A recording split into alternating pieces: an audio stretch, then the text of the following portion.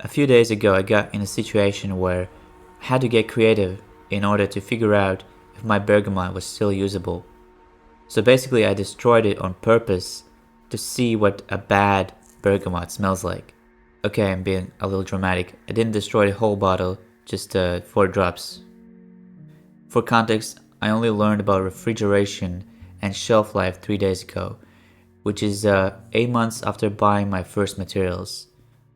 Most things are fine in room temperature, but not citrus, so I started smelling it to figure out if I can still use it.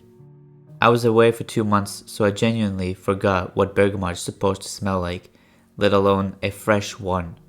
So I was worried that it has gone bad, because of oxygen and heat, but I cannot prove it without a reference.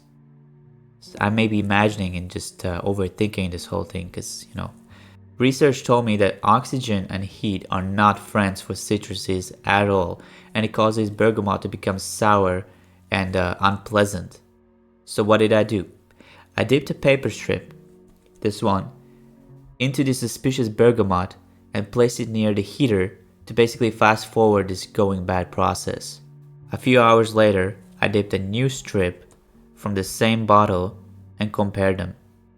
The bad one smelled bad, like not pleasant at all, but the fresh one smelled somewhat okay. I say somewhat okay because I can detect some of the unpleasant note in it, just covered by what freshness he has left. My conclusion is that after 8 months in warm storage, in a warm room, it's not completely dead, but it's not ideal either, and I will replace it. What is the point of this video for you? If you ever doubt a material or a dilution and you don't have a fresh reference, sacrifice a few drops in a way that makes sense for that material and use it as a comparison. It's not the most scientific way, but it gives you something if you need it quick. I'm curious if you have done something like this and how others would handle a situation such as mine. Have a good day, everyone.